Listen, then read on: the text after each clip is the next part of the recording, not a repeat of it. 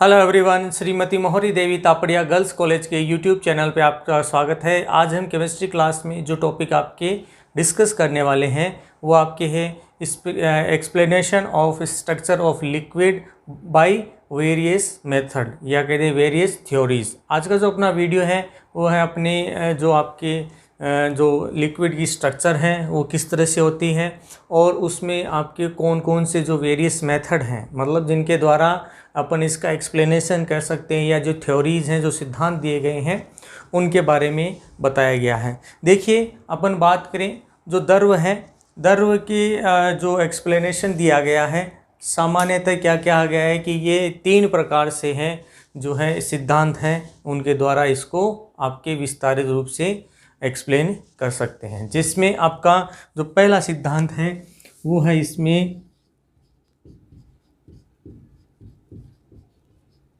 द्रव गैस विस्तारित सिद्धांत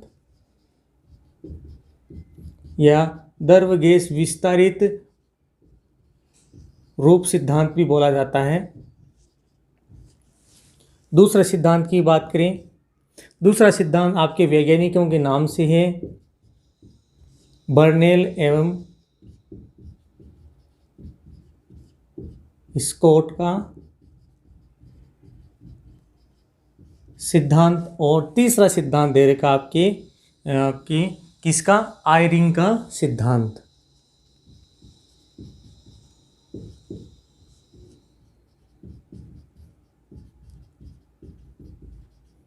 आयरिंग का सिद्धांत। तो यहाँ पर क्या बताया गया है कि जो आपके लिक्विड की जो स्ट्रक्चर है किस तरह से होंगी उसको अपन 3 सिद्धांत के द्वारा एक्सप्लेन करेंगे। पहला सिद्धांत रहेगा आपका गैस द्रव विस्तारित रूप सिद्धांत, दूसरा रहेगा बर्नेल एवं स्कॉट का सिद्धांत और तीसरा रहेगा आपका आयरिंग का सिद्धांत। इन तीनों सिद्धांतों के आधार पर अपन ये बात कर सकते हैं कि आपके जो लिक्विड हैं उसकी स्ट्रक्चर है वो किस तरह से पाई जाएंगी, किस तरह से व्यवस्थित रूप से दिखाई देती हैं।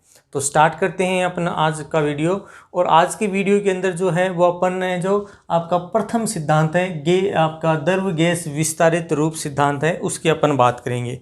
देखिए, इस सिद्धांत में अपन बात करें तो यहाँ पर आपको जो है क्या देखने को मिलेगा कि सामान्यतः क्या बताया गया कि जो गैस है वो क्या कर रही है, आपके द्रव के समान क्या करती है, आपके व्यवहार रखती है, द्रव के समान व्यवहार रखती है या उसके समान गुण रखती है। इसका अपन क्या कह सकते हैं कि जैसे अपन ने मान लो कोई एक पात्र है, उस पात्र में क्या कर दिया आपकी, जैसे अपन ने गैस को आपके उसमें व्यवस्थित किया था किसी पात्र के अंदर, उसी प्रकार क्या बताया गया है कि आपके जो द्रव के अणु हैं उनको भी क्या किया जा सकता है, आपके किसी आपके कंटेनर में कह दें या किसी पात्र में कह दें, अपन क्या कर सकते हैं उसको इकट्ठा कर सकते हैं। अब देखिए, इसमें जो इसका मेन स्वरूप क्या है, तो यहाँ पर द्रव एक तो सिद्धांत से ही पता चल रहा है कि ये किसके लिए दिया गया है, आपके दोनों से आपको मिलाकर बताया गया है।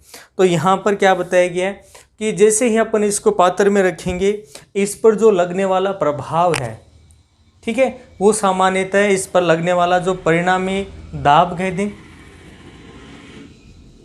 कि यहाँ पर जो आपका द्रव है अगर वो किसी पात्र में लिया गया है तो यहाँ पर इस पर लगने वाला जो दाब है,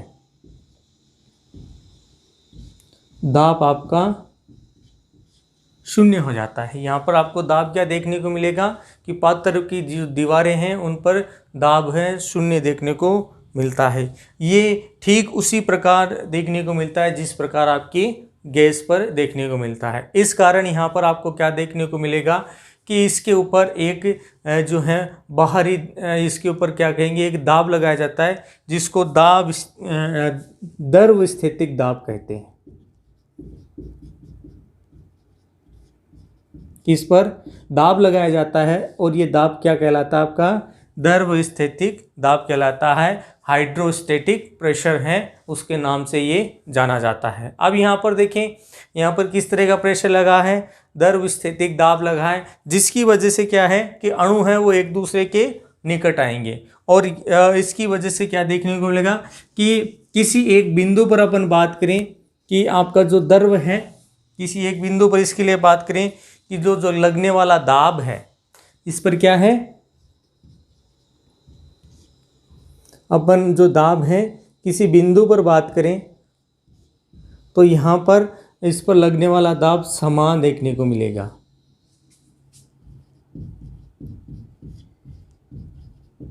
दाब क्या हो जाता है यहाँ पर, समान मात्रा में आपको है वो यहाँ पर देखने को मिलता है कि किसी अगर बिंदु पर अपन यहाँ पर दाब देखें तो यहाँ पर क्या देखने को मिलेगा, इसकी पे लगने वाला दाब आपकी सभी दिशाओं में या कहते हैं प्रत्येक जगह क्या होगा, समान दिशा में या समान मात्रा में जो दाब है वो इसके ऊपर लगाया जाता है।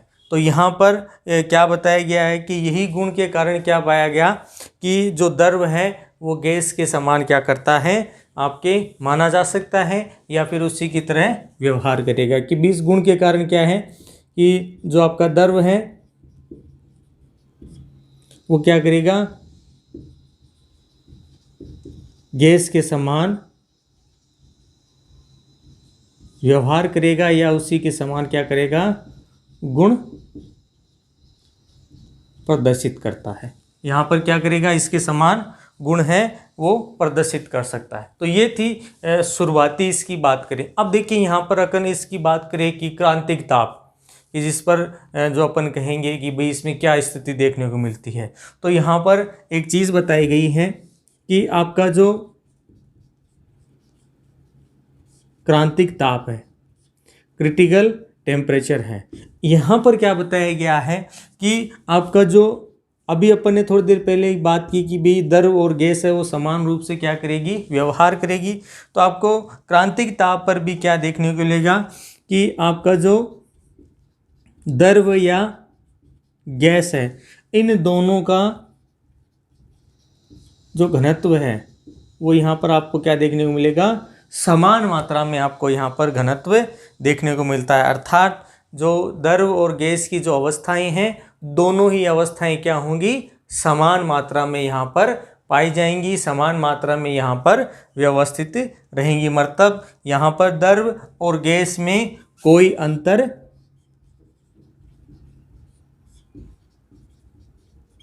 नहीं होता है, या फिर कहें कि भी नहीं पाया जाता। किसी तरह का अंतर है वो द्रव और गैस में आपको ज़्यादा देखने को नहीं मिलता। अर्थात द्रव और गैस समान रूप से क्या करेंगी, व्यवहार करेंगी। और अब इसके लिए बात करें कि भाई अपन ने ये एक तो चीज़ तो बता दी कि भाई इसमें आपकी गैस और द्रव है दोनों ही क्या है, समान व्यवहार कर रही हैं। लेकिन अगर इसको अपन किसी आपकी गैस समीकरण के आधार पर देखें या वास्तविक गैसों के लिए अपन ये बात करें तो यहाँ पर क्या बताया गया है कि जो वान डेर वाल है, वान डेर वाल ने जो अपना एक ही गैस समीकरण दिया था जिसको अपन वान डेर वाल गैस समीकरण बोलते हैं, उस गैस समीकरण में क्या है, इनके मान रखे गए और फिर इनके आधार पर इनका एक्सप्लेनेशन दिया गया, जिसमें क्या बताया गया कि सामान्यतः जो वान डेर वाल समीकरण है जो अपन ने लिखी थी आपकी P plus A upon V square plus आपकी V minus b equals to RT, यानी जो आपकी अपने आदर्श गैस समीकरण कहें कि PV इक्वल्स टू जो nRT है उसका जो आपके वान डेर वाल रूप था अपन ने वो प्रदर्शित किया था। तो यहाँ पर क्या होगा कि यहाँ पर भी जो अपन गैस और आपके द्रव के लिए जो ये समीकरण की जब बात करेंगे तो यहाँ पर आपको क्या देखने को मिलेगा कि दोनों में जो है बहुत ज़्यादा अंतर है वो आपको यहाँ पर देखने को मिलेगा। कि भाई इसमें अपन बात करें कि इनका जो रूप है वो एकदम से इनका क्या होगा, चेंज स्वरूप देखने को मिलता है। समीकरण वही रहेगा लेकिन उसमें जो अपने दाब आयतन ये जो विस्तारित रूप से अपन उसको आपके प्रदर्शित कर रहे थे उसका जो प्रदर्शन है वो क्या होता है, यहाँ पर चेंज हो जाता है और उसको निम्न प्रकार से क्या करेंगे, प्रदर्शित करेंगे।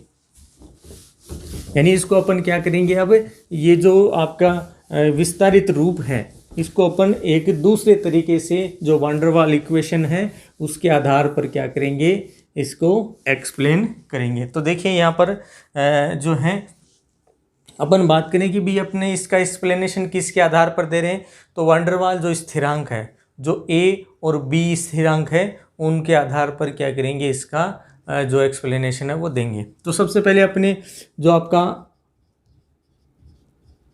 आपका वान डेर वाल समीकरण था। सबसे पहले तो उसी से बात करते हैं। तो आपका वान डेर वाल समीकरण है वो अपन ने लिखा था P plus A upon V square V minus b equals to, अब देखिए यहाँ पर आप है ना n मोलों के अणु ले ले, तो यहाँ पर इसको अपन NB कर देंगे इक्वल्स टू NRT। ठीक है, अपन ने क्या कर दिया, जो आपका वान डेर वाल समीकरण है उसको अपन ने इस रूप में एक्सप्लेन कर दिया, जहाँ पर अपन ने क्या किया है कि एक तो A और दूसरा B, जिसको अपने स्थिरांक के रूप में क्या है, इनके रूप में वान डेर वाल स्थिरांक के रूप में परिभाषित किया है। अब क्या देखा गया कि जब इसके लिए अलग अलग मान देखे गए, हालांकि ये समीकरण इन पर पूरा लागू होता है, लेकिन इसके जो एक्सप्लेन करने का तरीका है वो थोड़ा सा अलग हो जाता है, और इसका जो एक्सप्लेन करने का तरीका है उसका नया स्वरूप किस तरह से देखने को मिलेगा। तो यहाँ पर नया स्वरूप है वो देखने को मिलेगा पाई, जैसे यहाँ पर दाब लिखा है, प्लस अब इसके साथ देखिए क्या देखने को मिलेगा 3 upon Sai square, sorry cube नहीं है, स्क्वायर, जैसे ये लिखा है ना वैसे का वैसा। फिर बात करें, अब v माइनस एन बी है, अब इसको किस तरह से एक्सप्लेन किया, इसको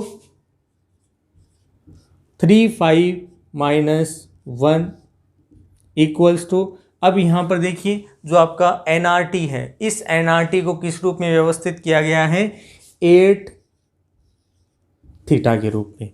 तो यहाँ पर जो वान डेर वाल समीकरण का जो आपके नया स्वरूप है वो किस तरह से हो जाता है, इस तरह से, किसके आधार पर कहा है, द्रव गैस का जो विस्तारित समीकरण है ये विस्तारित समीकरण भी कहलाता है। यहाँ पर ये जो समीकरण अपने लिखा है किस आधार पर लिखा है, क्रांतिक ताप पर। ठीक है, अब इसमें अपन अलग अलग इसमें क्रांतिक ताप पर इसके दाब को एक्सप्लेनेशन करेंगे कि दाब किस तरह से होगा, इसके लिए ताप किस तरह से होगा, इसके लिए आयतन किस तरह से होगा, उसका भी एक्सप्लेनेशन है वो इसी समीकरण के अंदर अपन है एक्सप्लेन करेंगे। तो एक तो आपको ये ध्यान में रखना है कि जो वान डेर वाल द्वारा गैस विस्तारित रूप है उसका समीकरण क्या है, ये वाला है, वान डेर वाल समीकरण का ये है, और आपका विस्तारित रूप वाला ये है देखने को मिलता है।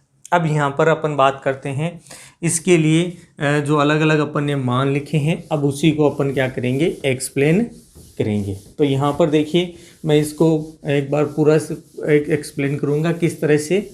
देखिए सबसे पहले अपन वापस वही समीकरण लिख दें, तो क्या लिखेंगे, पाई प्लस 3 5 स्क्वायर, यहाँ पर क्या लिखा था 3 5 माइनस 1 8 थीटा। अब इसी समीकरण को अपन काम में लेते हुए अलग अलग चीज़ लिखेंगे। तो यहाँ पर बात करें सबसे पहले पाई, तो पाई यहाँ पर क्या है, आपका सम्मानित दाब है।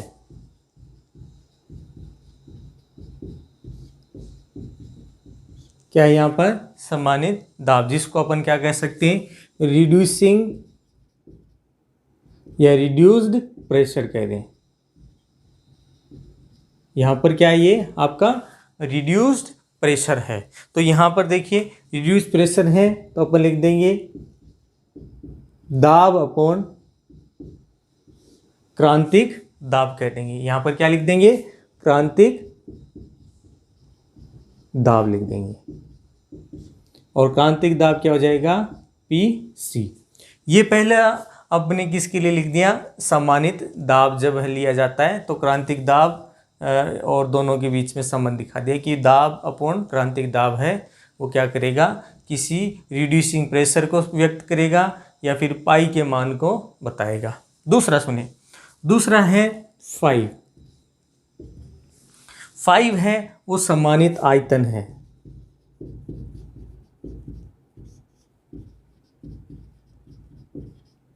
सम्मानित आयतन कह दें या जिसको रिड्यूसिंग वॉल्यूम बोलते हैं। ठीक है। रिड्यूसिंग वॉल्यूम है, ये भी क्या होगा आपका आयतन बटे क्रांतिक आयतन हो जाएगा। तो क्रांतिक आयतन आपका क्या हो जाता है VC। तीसरी चीज इसके अंदर जो एक्सप्लेन करने वाली है वह है आपकी थीटा। थीटा क्या है यहाँ पर सम्मानित ताप है। तो यहाँ पर क्या है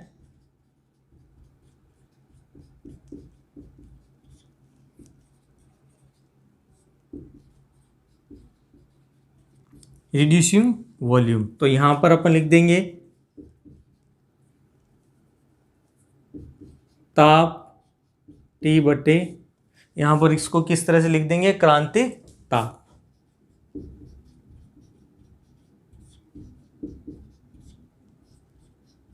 ये आपके क्रांतिक ताप होता है। इन तीनों चीज़ों का अपन ने इस समीकरण के अंदर जो यूज़ है उसका अपन बता दिया कि भाई किस तरह से इनकी वैल्यूज़ है वो काउंट की जाती है। तो एक सामान्य समीकरण है जो कि आपके तरल पदार्थों पे और गैस दोनों पर समान रूप से क्या करती है। ये जो समीकरण का जो स्वरूप दिया गया है जिसको अपने गैस द्रव गैस विस्तारित स्वरूप सिद्धांत है उसका नाम दिया है। तो इस आधार पर क्या किया गया है कि किसी लिक्विड की जो स्ट्रक्चर है उसको क्या किया जा सकता है एक्सप्लेन किया जा सकता है कि जो द्रव है वो किसकी तरह आपके गैस के समान व्यवहार करेगा, यानी दोनों ही गैस और द्रव समान रूप से क्या होंगे किसी अभिक्रिया के अंदर भाग लेंगे और उसमें अपने जो गुण हैं वो प्रदर्शित करेंगे। तो ये तक इसका पहला सिद्धांत था जिसमें अपन ने इससे रिलेटेड बात की। तो I hope you dear student आपका जो आपका पहला सिद्धांत था आपको पसंद आएगा। वीडियो को लाइक करें, शेयर करें और इससे रिलेटेड आपके नोट्स बनाते हैं और आगे की जो सिद्धांत है वो अपने नेक्स्ट वीडियो में डिस्कस करेंगे। तो इस वीडियो देखने के लिए धन्यवाद।